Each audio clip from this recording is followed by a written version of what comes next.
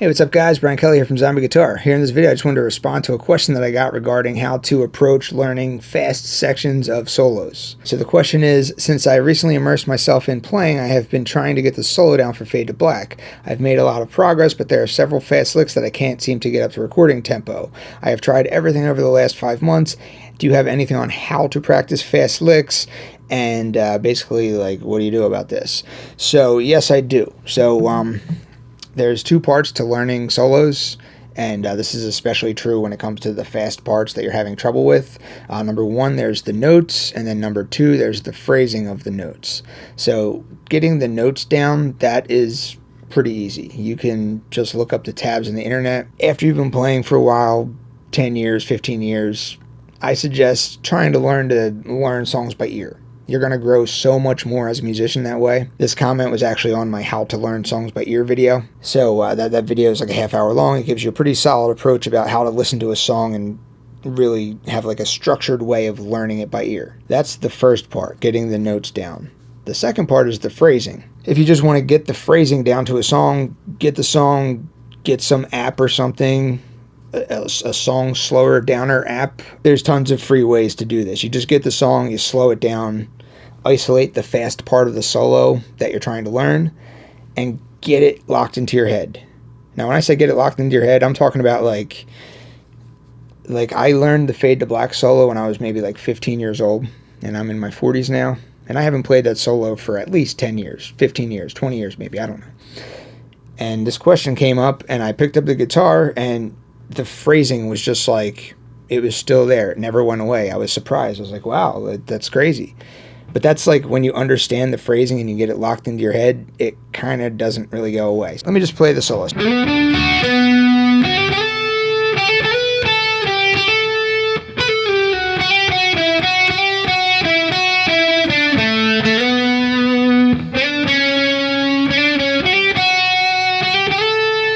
So all of that stuff right there, if you've heard this song a million times, which I'm sure you probably have, you can hum that song. You already have that phrasing in your head because you've heard the song so many times. That part's locked in there. That part's locked into my head. The part that the people struggle on, and this is the part that I always struggled on when I was younger, was where it gets up here and it starts doing all this stuff. Like that right there. That's the part I used to just fake my way through when I was younger. I would play all this stuff nicely. I was like, oh, I got that phrasing in my head. That's locked in. I didn't have to work on getting that phrasing locked into my head because it's easy to follow along with. This part I would get to and I would just slop my way through it. So it was nice sounding solo, a little bit of slop, and then nice sounding solo. And I just kind of ignored that little bit of slop because I didn't pay attention to the phrasing. I didn't address the phrasing. I didn't care to work it out, you know? So this is the stuff you really want to kind of figure out. So let's say I have a tempo, and it's just, I don't even need to know the exact BPMs. It's just like 1, 2, 3, 4, 1, 2, 3, 4. 2, 3, 4. 2, 3, 4. I'm locking it in with the tempo. I have my 4 count. I'm making it fit with the 4 count properly. So that's going to be the tempo that you set on your metronome, or the tempo that you set your DAW project tempo to. Let's say you set it to 120 BPM. That may be something like this speed. 1, 2, 3, 4. 1, 2, 3, 4. So just on each click is quarter notes. 1, 2, 3, 4. 1, 2, 3, 4. Those are quarter notes. You can subdivide them into eighth notes. 1 and 2 and 3 and 4 and 1 and 2 and 3 and 4 and. You can further subdivide it into 16th notes. That's 4 notes per click. 1E and a 2E and a 3E and a 4E and a 1E and a 2E and a 3E and a 4E and a. And that's actually, this little section right here is all 16th notes. So played slower, if I'm going to slow down the tempo, and a 1E and a 2E and a 3E and a 4. 2, 3, 4. You notice this doesn't actually start on a 1 or a 2 or a 3 or a 4. It actually starts at like the end of a measure. So 1, 2, 3, 4, and a 1. So your 1's up here. 1, 2, 3, 4, and a 1E and a 2E and a 3 and a 4. 2, 3. Now, to learn about these subdivisions, again, you could learn in a multitude of different ways. You could check out the video that I have on YouTube. You could look at the course on the Zombie Guitar website if you're already a member of my Zombie Guitar website, which if you are, thank you very much. Or you could do this other thing that I always do, which I consider to be probably the best way to learn subdivisions and to learn phrasing for solos. You can go and you can buy the Guitar Pro program. I'm not affiliated with them. I don't make any money by recommending them. I've just been using Guitar Pro for 20 years now. I don't know, 15 years. It's been a long time. Amazing program. So the way that I used to use it is if I wanted to learn a song, like let's say I wanted to learn the Fade to Black solo, I would just go to Google and type in Fade to Black Guitar Pro tabs. And then I would usually be able to find a Guitar Pro version of Fade to Black. Guitar Pro is just, you have the tabs on your screen and you can hit play and then it plays them for you. So you can like hear the song played back to you in MIDI. But it's pretty hard to find some like free Guitar Pro tab versions of tabs anymore. Everything makes you sign up for stuff or something. I don't know. I can't seem to just type in Fade to Black Guitar Pro and easily find it anymore. But I don't use tabs anymore. I learn everything by ear, but I still use Guitar Pro because it's an amazing training tool, because I learn the solo, I get the notes, and then I make the tabs in Guitar Pro. I put the tabs into Guitar Pro, and the process of doing that forces me to pay attention to the subdivisions, because it's not going to play back correctly if I don't input the notes correctly and the proper subdivisions. So let me just turn over to Guitar Pro and I'm going to show you what I'm talking about. All right, so here's the rhythm guitar part. So maybe you learned this a long time ago, like me. I learned this like 20 years ago, 25 years ago or something. I knew the notes and I had the phrasing down, because this isn't really difficult phrasing to follow along with. It's not super fast. It's very easy to hear the song and then sing it back to someone else without having the song playing. You just kind of know the phrasing. But if you try to go and enter this into Guitar Pro, even knowing the notes, the only way you're going to get it to play back the right way is if you put it in as straight eighth notes, because that's what it is. It's 1 and 2 and 3 and 4 and 1 and 2 and 3 and 4 and nothing else is going to work. Quarter notes aren't going to work. 16th notes, nothing else is going to work. So here's what it sounds like.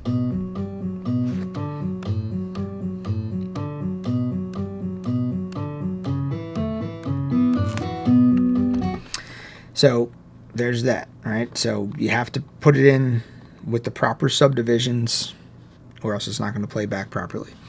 So let's look at the lead part. So I learned this lead many, many years ago, but until today I didn't actually know if I was playing quarter notes or eighth notes or 16th notes or whatever. I just was kind of doing it the non-theoretical way.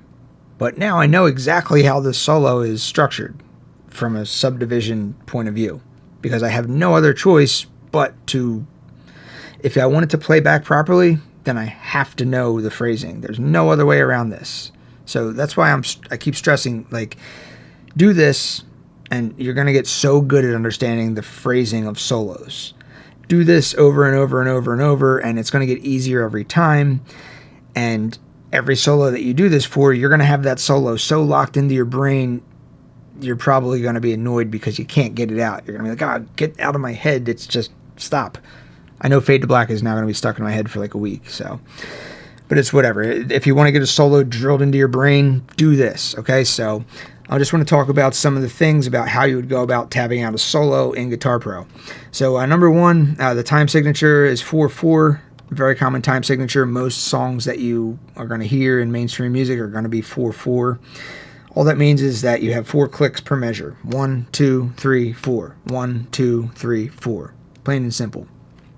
If you want to read a time signature, the top number means how many, the bottom number means of what. How many of what? 4 quarter notes per measure. If it was in 3/4 timing, that would mean 3 quarter notes per measure.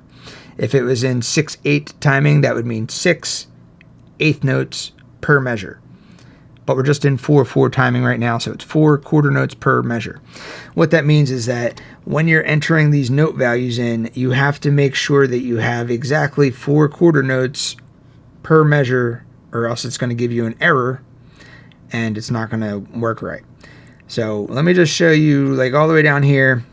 I'm just going to go to an empty track down here. You can get up your guitar fretboard. You can click here, picture of a fretboard. So I'm just going to enter in some note values here. I'm going to set it to quarter notes, and I'm going to set it to, I'm just going to put in the 17th fret of the high E string. So there's one quarter note, there's another one, there's another one. So let's say that's my measure. So now I want to go on to the next measure. I want to start adding some notes in there. Oh, come up red. That's because I don't have enough quarter notes in this measure. I only have 3 quarter notes. There's supposed to be 4 quarter notes. So I'm going to try to just add like an 8th note here. So I have a quarter note, a quarter note, a quarter note, and then I just added an 8th note there. Nope, still giving me the error. That's because I still don't have 4 full quarter notes. I have a quarter note, I have a quarter note, and then I have half of another quarter note. That's what an 8th note is. An 8th note is half of a quarter note. So now I'm just missing an 8th note. So let me go ahead and add that missing 8th note. All right, no error. Quarter, quarter, quarter. 2 8th notes equals a quarter. This measure is complete. So that's the first thing. As you're going to enter in these note values into your measures, you have to make sure that it adds up properly. All right, so that's the first thing. So the next thing is the main note values that you're going to need to know are going to be your quarter note, which is the click 1, 2, 3, 4, 1, 2, 3, 4. 8th notes are 2 notes per click, 1 and 2 and 3 and 4 and 1 and 2 and 3 and 4 and. 16th notes are 4 notes per click, 1 E and a 2 E and a 3 E and a 4 E and a 1 E and a 2 E and a 3 E and a 4 E and a. I'm going to talk about 16th notes for now, because this video here is about addressing the fast part of solos. The whole beginning of this solo is pretty easy to follow along with. You can just kind of hum along. You can hear the phrasing. You don't really need to work on that to get that into your head. To get the fast part, to get this part into your head,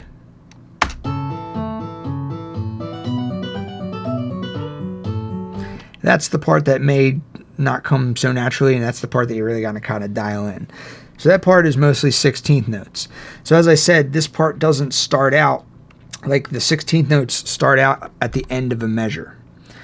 So here's the start of a measure. This is your 1, this is your 2, this is your 3, this is your 4, but the solo actually starts out here. So this measure right here, 1, 2, 3, 4, and a 1, 2, 3, 4, and a 1 E and a 2 E and a 3 E and a 4. All right, so it's on the enna. So if you take a measure and you break it down into 16th notes, you have 16 16th notes per measure. You have 4 quarter notes, you have 8 8th notes, you have 16 16th notes. So this solo starts out on the last 2 of those 16 16th notes. So you have your 1, 2, 3. This is your 4. The last 2 16th notes of the 4 is where the solo starts out at. So it's 1, 2, 3, 4 E, enna.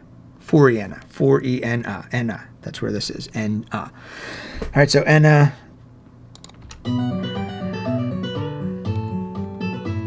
Know where your 1 is. Know where the fast part of the phrase that you're trying to figure out is. Does it start on the 1? Does it not start on the 1?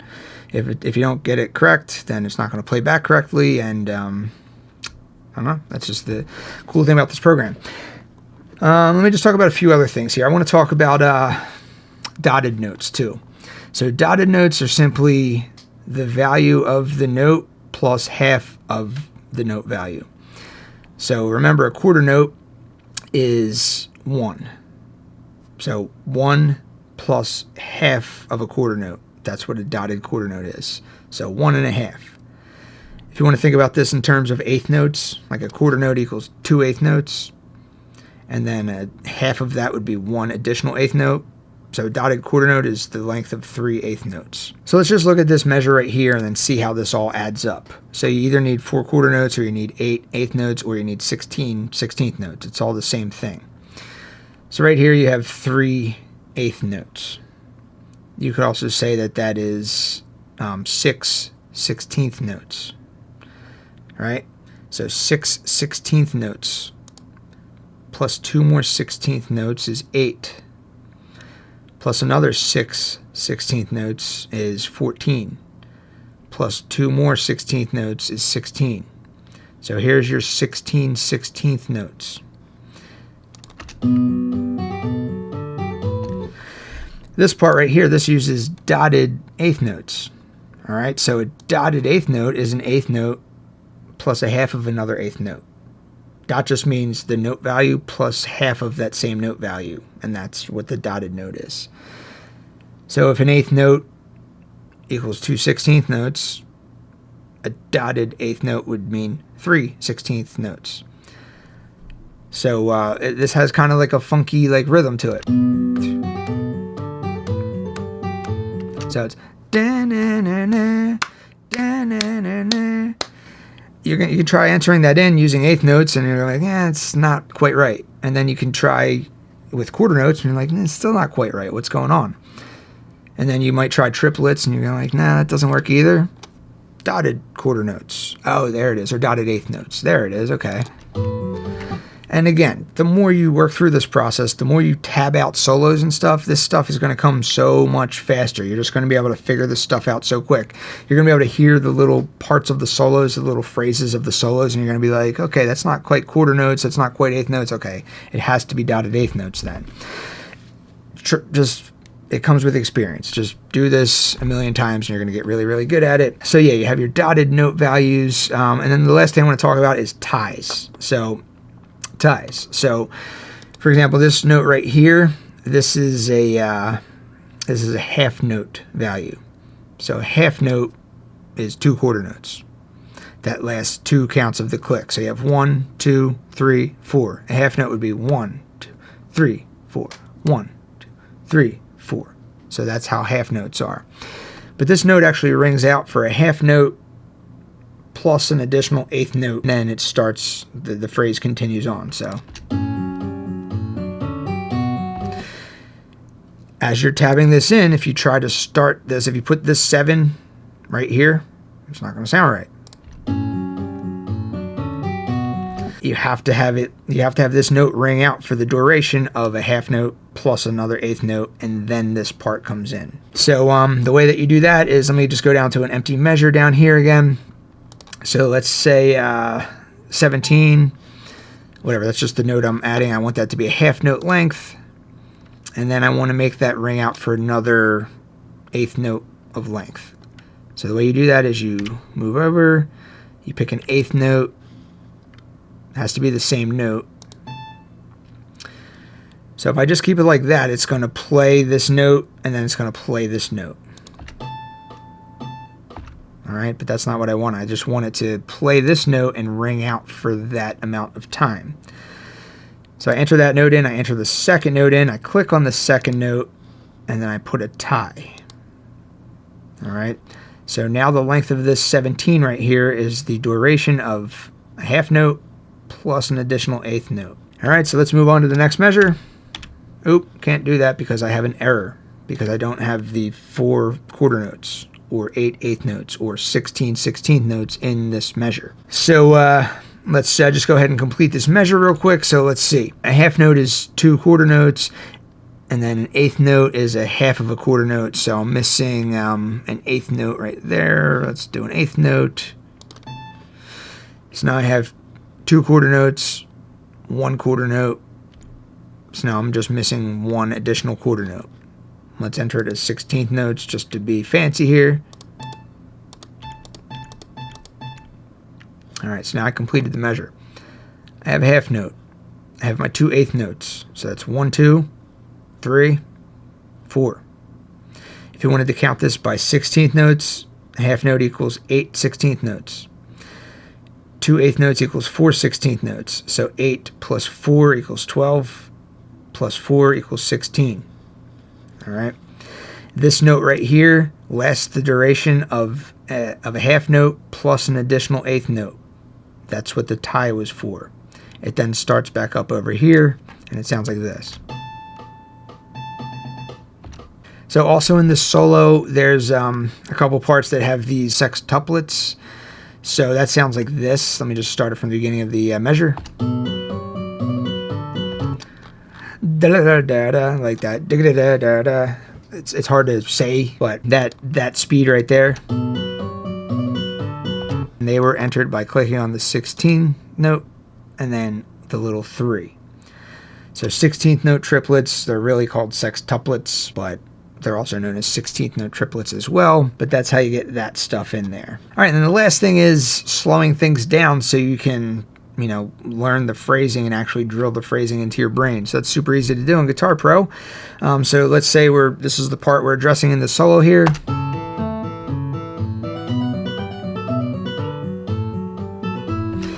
All right, so you just slow the tempo down. So right now the tempo's at 120.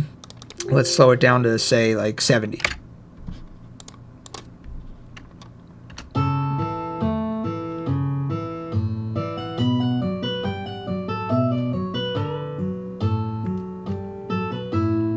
I've been using this program for years. Highly recommended. Again, I don't make any money off this program. I'm not affiliated with Guitar Pro or anything like that. I just use the program. I think it's a really, really great training tool. So yeah, that's going to do it for this video. If you guys have any questions or comments, feel free to ask. Other than that, I'll see you next time. Thanks for watching.